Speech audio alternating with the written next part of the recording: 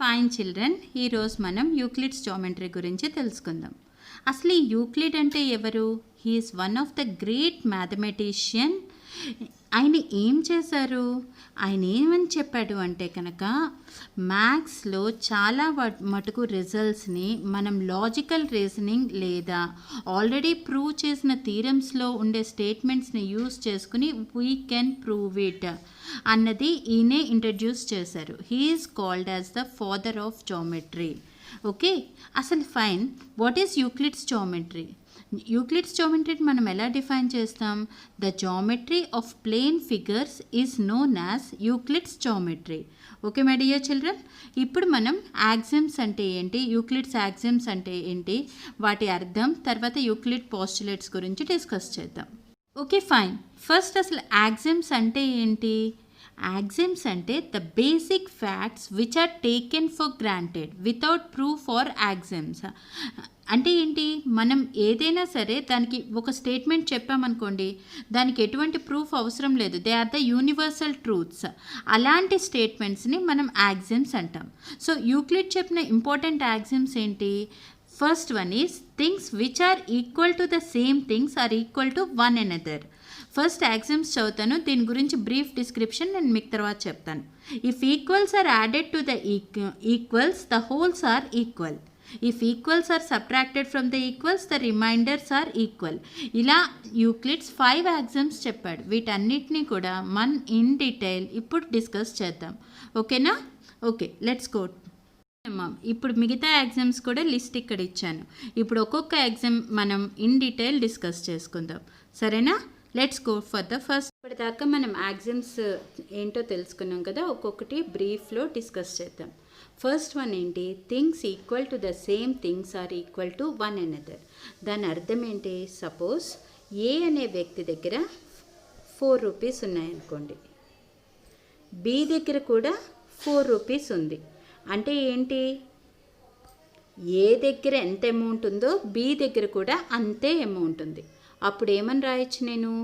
Amount of A is equal to amount of B అని రాయచ్చా, రాయకూడదా? So that is the meaning of the first statement. Things equal to the same thing are equal to one another, అది దాని అర్థం. ఓకేనా? What is the second axiom? If equals are added to the equals then wholes are equal. Suppose X is equal to 4 అనుకోండి, why is equal to 4. అంటే X value 4 అయింది, y value 4 అయింది. అప్పుడు నేనేమని రాయొచ్చు? X is equal to Y అని రాయచ్చా, రాయకూడదా? ఎందుకు? ఎక్స్ దగ్గర వై దగ్గర సేమ్ వాల్యూ ఉంది కాబట్టి నేను X is equal to Y అని రాయొచ్చు. ఇప్పుడు నేను ఎక్స్కి కనుక 2 యాడ్ చేస్తే డెఫినెట్గా అది దేనికి ఈక్వల్ అవుతుంది? వైకి 2 యాడ్ చేశాను అనుకో, సేమ్ నెంబర్ని ఎక్స్కి వైకి యాడ్ చేశాను అనుకోండి, అప్పుడు రిజల్టెంట్ సమ్ ఏదైతే వస్తుందో అది కూడా ఈక్వల్ అవుతుంది. దీన్ని ఇంకా క్లియర్గా మనం అర్థం చేసుకోవాలంటే, సపోజ్ ఎక్స్ అనే వ్యక్తి దగ్గర 4 చాక్లెట్స్ ఉన్నాయి, వై దగ్గర కూడా 4 చాక్లెట్సే ఉన్నాయి. సో సమ్ థర్డ్ పర్సన్ ఎవరో ఒకళ్ళు వచ్చి ఇద్దరికి చెరో 2 చాక్లెట్స్ ఇచ్చారు, సేమ్ నెంబర్ ఆఫ్ చాక్లెట్స్ ఇద్దరికి ఇచ్చారు. అప్పుడు వాళ్ళ దగ్గర రిజల్టెంట్ టోటల్ చాక్లెట్స్ ఏవైతే ఉన్నాయో, ఎక్స్ దగ్గర అప్పుడు ఎన్ని అవుతాయి? +2 అయితే కనుక 6 చాక్లెట్స్ అవుతుంది. ఇక్కడ వైకి కూడా 2 చాక్లెట్స్ ఎక్స్ట్రా ఇస్తే ఇది ఎంత అవుతుంది? సో ఆ రిజల్టెంట్ సమ్ ఏదైతే ఉందో అది కూడా ఈక్వల్ అవుతుంది. సో ఏవైనా 2 ఈక్వల్స్కి ఒకే నెంబర్ యాడ్ చేస్తే మనకు వచ్చే రిజల్ట్ కూడా ఈక్వల్ అవుతుంది. అదే ఈ స్టేట్మెంట్ యొక్క అర్థం. సరే, థర్డ్ యాక్సిమ్ ఏంటి? If equals are subtracted from the equals, then the remainders are equal. Suppose x is equal to y అనుకోండి. అంటే ఇప్పుడు ఏం చేస్తాను? ఏవైనా అంటే ఎక్స్కి ఎంత వాల్యూ ఉందో వైకి కూడా అంతే వాల్యూ ఉంది. అలాంటప్పుడు వాటిలోంచి ఏదైనా ఒకటే నెంబర్ సబ్ట్రాక్ట్ చేస్తే x-4, ఖచ్చితంగా ఆ వచ్చిన ఆన్సర్స్ కూడా ఆ remainder the left over answer ఏదైతే వస్తుందో అది ఎప్పుడూ కూడా ఈక్వల్గా ఉంటుంది. దీన్ని ఎలా తీసుకోవచ్చు? సపోజ్ ఎక్స్ దగ్గర 100 రూపీస్ అనుకోండి, వై దగ్గర కూడా 100 రూపీస్ ఉన్నాయి. ఇప్పుడు ఏం చేశారు? ఎక్స్ దగ్గర నుంచి సపోజ్ నేను ఒక 10 రూపీస్ డిడక్ట్ చేశాను. అండ్ వై దగ్గర నుంచి కూడా 10 రూపీస్ డిడక్ట్ చేశాను, సేమ్ నెంబర్ డిడక్ట్ చేశాను. అప్పుడు ఏమవుతుంది ఆన్సరు? 100 - 10 అంటే ఇద్దరి దగ్గర అమౌంట్ ఎంత ఉంటుంది? 90 రూపీసే ఉంటుంది. సో ఎవరి దగ్గరైనా సరే ఏ టూ వేరియబుల్స్కైనా సేమ్ వాల్యూస్ ఉంటే ఆ ఈక్వల్ వాల్యూస్లోంచి మనం సేమ్ నెంబర్ కనుక సబ్ట్రాక్ట్ చేస్తే దానికి వచ్చే రిజల్టెంట్ ఆన్సర్ కూడా ఎప్పుడూ ఈక్వల్గానే ఉంటుంది ఆ టూ ఈక్వల్ వాల్యూస్కి. If equals are subtracted from the equals then the remainders are equal. అర్థమైంది కదమ్మా? సరే, థింగ్స్ నెక్స్ట్ యాక్సిమ్ ఏంటి? Things which coincide with one another are equal to one another. Suppose ఇప్పుడు ఒక ట్రయాంగిల్ తీసుకున్నాను, okay, and here I'm taking another triangle B. ఇది triangle A, ఇది triangle B. Okay, ఇప్పుడు ఏం చేస్తాను? సపోజ్ ఈ ట్రయాంగిల్ని తీసుకెళ్ళి దీనిలో రీప్లేస్ చేశాను అనుకోండి. If I keep this triangle here and ఈ ట్రయాంగిల్ మొత్తం దీన్ని ఆక్యుపై చేసింది, ఓకేనా? ఈ ట్రయాంగిల్ మొత్తం దీన్ని ఆక్యుపై చేసేసింది. అప్పుడు ఏమవుతుంది? This area will be equal to this. దాని అర్థమే ఇది. Things which coincide with one another are equal to one another. Next one ఏంటి? Things which are double of the same thing are equal to one another. Suppose నా దగ్గర ఒక 10 rupees ఉంది, నాకన్నా నా ఫ్రెండ్ బి దగ్గర డబల్ ద అమౌంట్ ఉంది, అంటే 20 రూపీస్ ఉంది. మిగతా ఇద్దరు ఫ్రెండ్స్, నా ఫ్రెండ్స్ ఎవరు? బీసీ. వాళ్ళిద్దరి దగ్గర కూడా డబల్ ద అమౌంట్ ఉంది. తెలిసిందమ్మా? Things which are double of the, అప్పుడు అని చెప్పచ్చు నేను? B is equal to C అని చెప్పచ్చా లేదా? Things which are double of the same thing are equal to one another. అంటే ఏమని కన్క్లూడ్ అవ్వచ్చు? Amount of B is equal to amount of C. నాకన్నా బి దగ్గర డబలే ఉంది, నాకన్నా సి దగ్గర డబలే ఉంది. అలాంటప్పుడు నేను ఏమని చెప్పచ్చు? Amount of B is equal to amount of C అని కన్క్లూడ్ అవ్వచ్చు. That is the meaning of the above statement. Next, the whole is greater than the part. Suppose మీకు ఒక పిజ్జా ఇచ్చారు, ఓకే, మొత్తం అన్ని పార్ట్స్ మీకు ఆ పిజ్జా ఇవ్వగానే ఏం చేస్తారు? You will choose for all the parts. Suppose మీ సిస్టర్కి మీ ఏమంటారు? Give one part to her. తనకి ఒక పార్ట్ మాత్రమే ఇచ్చారు, మిగిలిన పార్ట్స్ అన్నీ కూడా మీరే తిన్నారు పిజ్జా. అప్పుడు ఆటోమేటిక్గా ఎవరు ఎక్కువ తిన్నట్టు? The whole part will always be greater than the one part. దీనికి ఇంకొక ఎగ్జాంపుల్ చెప్పచ్చు అంటే ఎలా చెప్పచ్చు? Suppose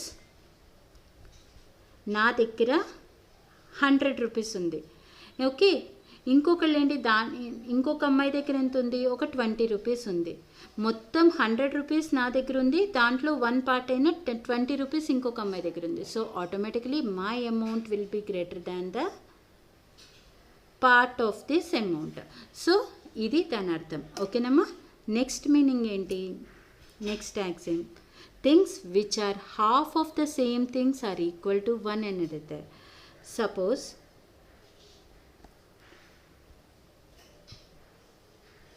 ABC.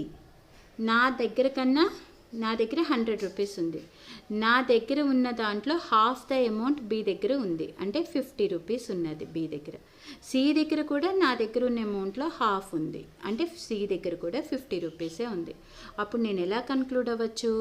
B is equal to C అని కన్క్లూడ్ అవ్వచ్చా, అవ్వకూడదా? So that is the meaning of this statement. Things which are half of the same things are equal to one another. ఓకేనమ్మా? Now we will discuss about the postulates.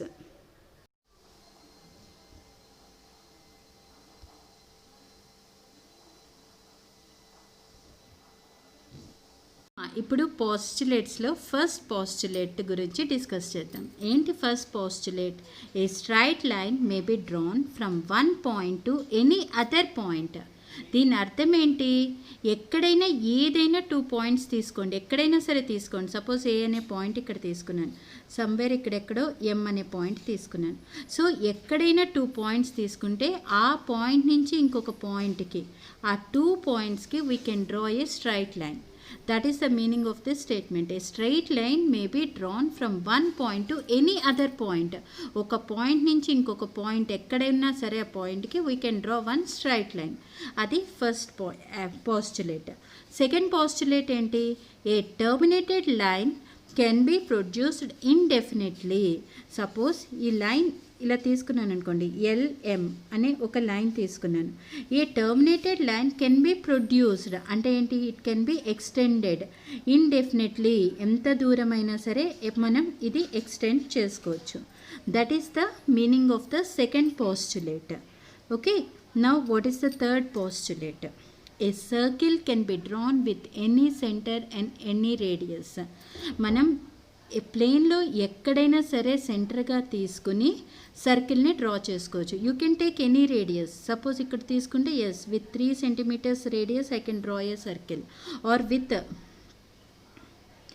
15 centimeters radius also I can draw a circle. So మనం ఒక ప్లేన్లో ఏ పాయింట్నైనా centre కింద తీసుకోవచ్చు, ఏ రేడియస్తో అయినా సరే circle draw చేయొచ్చు. అది థర్డ్ పాస్టులేట్ యొక్క మీనింగ్. ఫోర్త్ పాస్టులేట్ ఏంటి? All the right angles are equal to one another. Any right angle, suppose ఈ లైన్కి this is a right angle, all the right angles are equal to one another. A right angle అయినా సరే ఎప్పుడు కూడా ఒకదానికి ఒకటి ఈక్వల్గానే ఉంటుంది, ఎందుకంటే రైట్ యాంగిల్ అంటే ఎప్పుడు కూడా 90 degrees ఉంటుంది కాబట్టి. సరే, ఇంకొక లాస్ట్ పాస్టులేట్, ఫిఫ్త్ పాస్టులేట్ ఏంటి? For every line L and for every point P lying on the line there exists a unique line M passing through it. For every line L, let us suppose this is a line L. Emma, we are taking a point which does not exist on the line L. అంటే ఏంటి? Line L మీద కాకుండా ఇంకెక్కడైనా suppose P అనే point తీసుకున్నాను. అప్పుడు ఎం అనే ఈ లైన్ ఎల్కి ఈ లైన్ ఎల్ని పీని తాకుతూ only one line can pass through it. Suppose ఆ లైన్ ఎం అనుకుంటే, సో లైన్ ఎల్ ఈ పాయింట్ పీని తాకుతూ ఎన్ని లైన్స్ పాస్ అవ్వగలవు? They only one line can pass through it. ఓకేనమ్మా? So that is the meaning of the last postulate. Hope you have understood.